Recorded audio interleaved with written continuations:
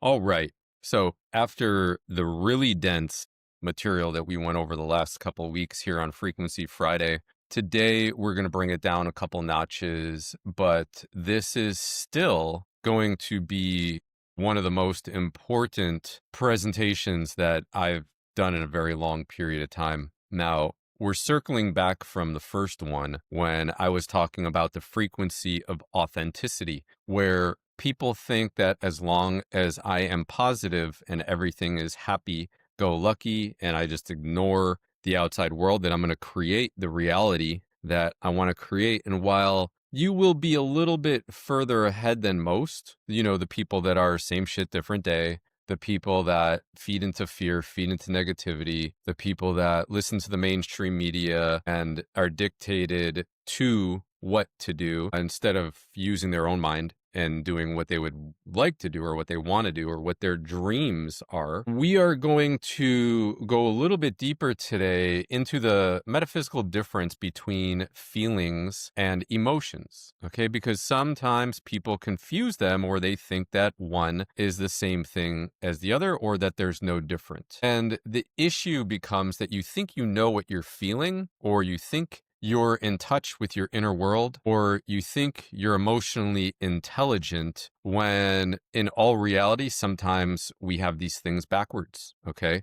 So we're going to put that cap on straight and we are going to get going today. The lie. You've been confusing two things your entire life, okay? Feelings and emotions. And that confusion is why you are staying stuck. It's why you keep cycling through the same pain, the same reactions, the same low frequency drama that keeps you from accessing your true power as a sovereign human being. You've been taught that both of these are interchangeable when absolutely they are not, okay? They are metaphysically, energetically, and chemically distinct. And until you understand the difference, you will never achieve true emotional sovereignty over your environment. I saw a post yesterday on Threads from Alex Hermosian. He was like, you cannot heal in the same environment that made you sick. Really? Well, I did. So don't throw these blanket prophecies out just because you have a massive platform and you start to get people believing, oh, well, if Alex Hormozy says I can't do it, that means surely I can't do it. No, you are a beautiful, sovereign human being. Anything you think and believe, so it is. All right. So today we're going to break down the metaphysical architecture of your inner world. This is the key, I'm convinced, to emotional sovereignty. This is the difference between being a victim of the wave and being the anchor of an ocean. Are you with me? Cool, man. Let's go. Let's start with emotions. The word itself is a clue. Emotion, and I'm sure you've heard this from other people. This is just energy in motion. They are visible and a very chaotic part of your inner world, right? We get fear, we get anger, we get sadness. It's visible, okay? So emotions, for the most part, are external, unless if you're very good at hiding them. Some actors can do this, right? They're external, they're temporal, and they're reactive. They are a response to a stimulus, a text message, a traffic jam, a story that you're telling yourself all too often, all right? This is, again, where I tell people you need to go from the inner critic to the inner coach, all right? If you were coaching you, what would you be telling yourself to do, all right? You wouldn't be telling yourself, if you were paying yourself as a coach, you wouldn't be telling yourself, you suck, I can't do it, I'm never going to do it, right? It's you wouldn't stay with that coach for very long. You'd say, hey, give me my money back. So one of the things that we need to understand about emotions, okay, is they are actually a chemical cascade in your body. The message starts off as a neutrino, it goes down the nerve, and it starts producing chemical reactions in the body through glands, okay? For instance, when you get angry, your adrenal glands will dump cortisol. These are chemical events, like I said. They are a reaction. Metaphysically, emotions are low frequency, they're very dense, and they're polarized. They exist in the 3D realm of what we call duality. You're separating yourself from the God source. What's the devil? The devil is not self. It's anything that is not self or not God. Okay?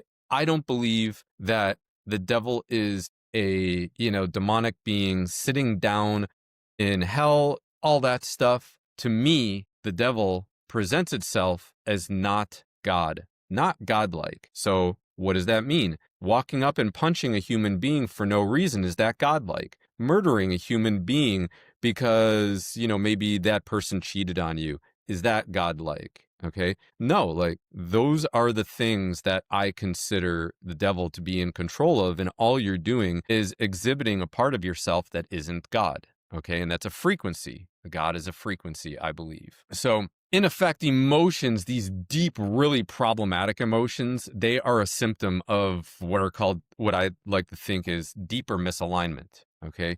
You're forgetting where you came from and you're forgetting who you are. They are essentially a trap. Okay. They are the static on the line. If you identify with your emotions like I'm angry and I'm sad, you are giving a fleeting wave the power of the entire ocean. That little ripple, you just grab onto it, you identify with it. Yes, you're basically giving your power away to the external world. All right. And that is going to have consequences that you sometimes cannot control. Let's talk about feelings. Now, this is where your power truly lies. Feelings are fundamental truths. They are constant underlying frequency of your being. Okay, they're basically the essence of who you are and what you know, what you've lived through in the past, and where you would like to go in the future. Feelings are internal, eternal, and they are non-reactive. Okay, they are a direct communication from your higher self, your soul or source consciousness. Can you talk to all three of those? Yes, you can. Can you be guided by all three of them? Yes, you can. If you don't believe so, then you can't. It's just that simple. And I might see comments down below, like I got one before. It was put very, very nicely, which I really appreciate that. But the person was like, oh, you lost me as soon as you said that we're all God and blah, blah. Well, I believe what I believe. You believe what you believe. And I'm glad that we had a very nice exchange of information instead of using expletives or saying you're crazy or why are you peddling this BS, being nasty about it. The person was very nice. And I said, hey, that's awesome. I was very nice back. And for being on YouTube, I mean, which I believe is, a dumpster fire for just not treating human beings like human beings, I thought that was a win. That was awesome. That's how every disagreement should be. Okay. But going back, your feelings, this is communication from your higher self, your soul or your oversoul, look that one up, and source consciousness. All right. You want to think of these as core feelings or the essence of who you are. Can peace be the essence of who you are? Sure. I kind of like that. You don't want peace. You are peace. This is Ram Dass speaking through me now. Love can be who you are. You don't want love. You are love. So therefore, you attract love in the process. I did not attract the perfect partner until I believed that I loved myself more than anyone else could. Once I had that core knowing flowing through my veins, my nerves, my cells, my brain, my heart, I was like, you know what? I need to love myself way more in order to attract the perfect person that is going to love me the way that I need to be loved. And that was actually after a divorce, if you can believe that. In the midst of a divorce, I was like, F this, man. I love myself way too much to be treated like this. And what I was doing was I was being the good husband. And, my wife at the time was unsure of our relationship and all this. And I went 10 months trying to be kind, sweet, understanding while I was taken advantage of and all these things. I'm not a victim. I'm not playing a victim. Okay. That's just my story. And I realized I was like, man, I love myself way too much to let all this stuff happen. She came in acting crazy one day into my business. And I just looked at her and said, get a mediator. We're getting a divorce. I had reached a line I was not willing to let anybody cross. Okay. Because I became love. I was no longer in love with that whole situation. I became the love that I was seeking. And it was okay at that point to let her love go. You follow me? Can we be joy? Or are we just looking for joy? All right. Gratitude. Prayer is gratitude for something that has already happened in a different dimension or on a different timeline. It's not gratitude for something that you want in the future. Okay, go listen to Neuro Knowledge. I love his stuff. He talks about the annoying law of the universe is you cannot want what you do not have. That's a paradox. He can explain it better than I can. And that's not the point of today's video. Maybe I will do something later on, but go look at some of his stuff. You're welcome. Okay. Coherence. Can we be coherent? And what does coherent mean? Are we searching for coherence? No. Coherence starts with you being balanced. What are you doing to be balanced? Are you exercising? Are you meditating in the morning? Listening to a program? Is there some music that you enjoy listening to on the way to work? Or when you're with your children that gets you in the right mind or the right mindset? Okay. What about sovereignty? Can anybody have control over you? No, absolutely not. Even if you're in jail. You know, you watch something like that movie with Denzel Washington, The Hurricane. You know, that guy was falsely charged. It came out, everything like that. He spent a long time in prison and he decided nobody's going to have sovereignty over me, even though I am confined. Okay. So sovereignty isn't something outside of you. It's a state of being inside of you. These feelings are high frequency, light, and non-polarized. They are not the opposite of anything. Peace is a state of being. It is your default setting. Feelings are the cause, not the effect. Okay. They are the power that you subscribe to on a daily basis to do what you want to do. They are your anchor to source. They are the alignment you seek. When I talk about alignment in the body, I'm talking about creating the physical space for this high frequency feeling state to flow. You don't get peace. You are peace. Just like I said before, you just have to remove the static, the emotions to hear the proper signal. The inner architecture, we are talking about wave and current. So let's use an analogy to lock this in. We need to understand the architecture of your inner world. Emotions are the waves. They are the turbulent, visible. They're temporary, okay? They are loud. They are chaotic. If you're trying to navigate the waves, you're going to get tossed around and shipwrecked. I was actually talking to my children this morning about this. Something had occurred last night. Yesterday we had a bad day. Step 13, full moon in Gemini, and oh my gosh, man, the energy of my children yesterday was straight up chaotic. It was that 13 energy, man, straight up chaotic. We have squares to nodes, Uranus and Black Moon Lilith are squaring. I mean, just a lot of stuff going on in the charts. And my wife and I are looking at each other like, oh my gosh, man, like this is insane. I kept it together a little bit better than my wife. She lost her, you know what, a couple times on our 3-year-old, our almost 3-year-old. She's going to be 3 in 3 days. And when we were putting them to sleep, we had put our youngest to sleep. He's going to be 10 months tomorrow. And we sat down to do our prayers and our gratitude. And when we got to the gratitude part, my children said their part, my wife did. And then I just started to lecture, you know, and I said, girls, we expect a lot more out of you than the way that you acted today. So this morning it was reiterated and my youngest goes, but daddy, you know, this made me feel. And I said, nothing makes you feel something. You decide to change your feelings or your feeling state. Nobody can make you feel a way you don't want to feel. Nobody taught me that. Nobody taught me that growing up. Okay. And there's going to be people out there that might watch this video and be like, they're clicking off right now. This guy's full of no way. My wife did this and she made me feel that way. Nah, dude, you can transcend that shit, man. You can transcend that shit. Okay. Feel that vibration go through you and don't grab onto it. It goes right through. It will go right through you. And you choose not to be a victim in that moment. You're sovereign. You are a sovereign individual. Your wife, your partner, your coworkers, the people in traffic at the mall right now, you know, it's the holidays. They don't dictate how you feel. Okay, so stop it. We got to understand that the feelings are the deep current. They are constant, powerful, and unseen because when those emotions grip us, we just bury the feelings, man. We bury those feelings. They're coming out trying to help, and we're like, nope, gasoline, hit the gas. And it's just like, oh my gosh, man. All right. The feelings, I like to say, are the truth of the water. Your body is a receiver, right? Our body is a lot of water. Emotions are the static, they're external noise. Feelings are the clear signal, the source frequency. Here's the kicker. Emotions are temporal, okay? They're a chemical cascade that causes anger, fear, or sadness, and it's over in about 90 seconds.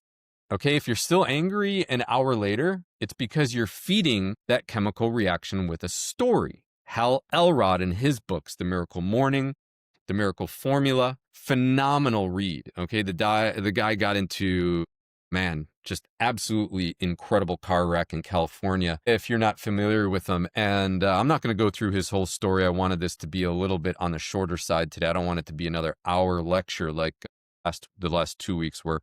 But he got into a really terrible car accident. He was told that he's never going to walk again. And, everybody around him is all sad. And what he did was he gave himself 5 minutes to feel sad. And then after that 5 minutes, he was like, okay, now I'm controlling my reality. So in his book, he talks about anytime something bad happens to you, you get 5 minutes, 5 minutes to feel what you want to feel, set a timer. And then after that, you are in control of your reality. Ring those bulls back in and say, okay, you ran around acting like banshees. Now this is how we're going to feel. And this is what we're going to do. Okay. So we got to stop consciously choosing to keep the wave crashing up on us. All right. Those feelings are external. Your power is in choosing to anchor to the feeling, the deep current, rather than reacting to the emotion or the wave. That's the most important part. So here's our trap. The 90-second rule is your escape hatch. The chemical is gone in 90 seconds. If you're still in the emotion, it's because you're feeding the story. He shouldn't have done that, or I'm a victim, or she shouldn't have said that. You are consciously choosing to keep the wave crashing. You are giving a fleeting chemical reaction the power to define your state. And we need to stop doing this. So how do we apply this? How do we stop being victims of our emotions and start being the sovereign anchor of our feelings that God designed us to be? Well, I have a 3-step process for you. Step 1 is to observe the wave. You got to learn how to be the observer instead of the reactor, okay? When an emotion hits, that spite of anger, that not of fear, don't identify with it. Don't say, I'm angry. Say, I'm observing the emotion of anger. This way you create distance between what's trying to come up like a volcano and what you know yourself to be, okay? Which is the creator. You are the creator of your experiences. You are the consciousness, not the chemical. You are the anchor, not the wave again, okay? Stop identifying with a temporary reaction, or at the very most, like I said, give yourself 5 minutes to kick and scream like a baby in a dirty diaper, and then go change it. That feels better, right? Step 2 is the alignment check. Immediately ask yourself, is this a fundamental truth? Is this a law in my universe? Or is this a chemical reaction to a story I'm telling myself? If it's a reaction to a story, you know it's an emotion. You know it's temporal. You know it's the static, the garbage. Take out the dirty take out the garbage if it's full. Okay. When I always started to meditate for, a good 5.5, 6 years, an hour every morning. And I learned it from Kyle Cease, another great resource on YouTube. Fantastic guy. I love him. Used to be a comedian. Now he's teaching spiritual truths, his spiritual truths to other people. And I love him. So he said that he would sit down and close his eyes, set a timer for an hour, and he would just watch the shit show. And he would watch what comes up, and he would just laugh at the silly things that his brain would create. And he posed a question and said, do you even know where your thoughts come from? And he goes, if you don't know where your thoughts come from, then why are you identifying with them so religiously, right? And that's a question I pose to you, okay? This question is your power move. It forces your consciousness to step out of the chemical cascade. Step 3 is anchor to the feeling state. This is the recalibration. You move from emotional reaction to feeling state. Who am I at my core? We anchor this in. You don't fight the emotion. You simply drop your anchor into the deeper current. Am I anger or am I peace? I would like to be peace. What do I do in order to get into that peaceful state? So instead of reacting with anger, we anchor into peace. Instead of reacting with fear, you anchor with sovereignty. No, no, no. I'm not afraid of something creating my external circumstances. I am a sovereign being. I create my reality. Instead of reacting with sadness, you anchor into something like gratitude. I talk about this too in my book, The Everspace. All right, where I say stop feeling and feeding these crap emotions. You want to eat crap? No, very distasteful. But we will feed crap emotions, and as a result, we have a crappy life. Okay? Anchoring into the essence of the feelings of who you are and who you want to be. Now you're choosing your state. Okay? We're not wanting to be over here. We're over here. What can you do physically? This is where my work comes in as well. You get into the tissue. You can do breath work. You can ground, myofascial release, go and exercise. There are times where I'm feeling pent up energy. I'll go out 1 minute on the Echo bike, the Rogue Echo bike. It's an Airdyne. It's an air bike. Okay. I will go as fast as humanly possible for that entire minute. I will smoke my body to where everything is tingling. After that minute, I walk around, I breathe, I feel better. Instead of going off on my children or my dog, kicking my dog, I don't kick my dog. I'm just joking. Okay. But that's what I like to do. Not everybody has an Airdyne. So what do? Burpees. Just get down, do burpees for a minute, 2 minutes as quickly as possible. Stand up, you'll feel better. Okay. Instead of going and having a fight with your significant other or road rage or whatever, you don't do burpees in your car. But, you get the idea. Okay, there are several frequency machines that I use, all right, to do this as well. And tuning forks, all right? Look at Eileen McCusick's work. This is how you clear all the static. You can hear the signal now again, which is your feeling, not your emotion. When you release the tension in your body, you release the stored chemical memory of the emotion. We don't clog organs. And then what ends up happening? We don't clog meridians. You are now creating, in this effect, physical space for high frequency feeling states to flow. Alignment is the key to emotional sovereignty. It always has, it always will be. We got to stop confusing the wave for the ocean. Stop confusing the static for the signal. Your emotional sovereignty is your greatest superpower. It's time to stop being a victim of your chemical reactions and start being the sovereign anchor of your feeling state. You are not your emotions. You are the feeling state of source consciousness. Okay. And what is dictating the feeling state of source consciousness? But scalar waves, like we talked about already. I'm writing a new book series. It's called Hurley, the Dog Without a Nose. And it's actually based off of our own dog, something that I said one day where I threw some treats down at his feet and he's like looking around. He couldn't find them. And I'm like, Hurley, you're a dog. Use your nose. And he was not using his nose to sniff where they are. He's looking all over the place. I'm like, dude, use your nose. He wouldn't use his nose. I'm like, we have a dog without a nose. So the whole idea behind the books are dogs are supposed to primarily use their nose, and Hurley doesn't have one. Instead, he just has a heart-shaped fur pad that's multicolored. It's not woke, I promise. So what he realizes that he has other superpowers, that other dogs are like, oh my gosh, that's amazing. How did you do it? Well, I don't have a nose. I'm different. So I'm creating other superpowers in order to have the same superpowers that a dog has with its nose, basically. Who knows how well it's going to be received? I just create things and put them out there, and the people that love them, love them. If you don't, totally have the right not to, okay? But the basic premise is we are not our emotions. Our emotions are fleeting. We are the feeling state of source consciousness, all right? And those are our feelings that we already discussed. So, as always, the truth waits for resonance. You cannot kill the signal, ladies and gentlemen. Let's go. Like and subscribe, drop a comment. Thank you for watching. Truly appreciate you being here. I hope everybody's having a wonderful holiday season, regardless of the religion that you subscribe to. And I'll see you next week. See you in the next one.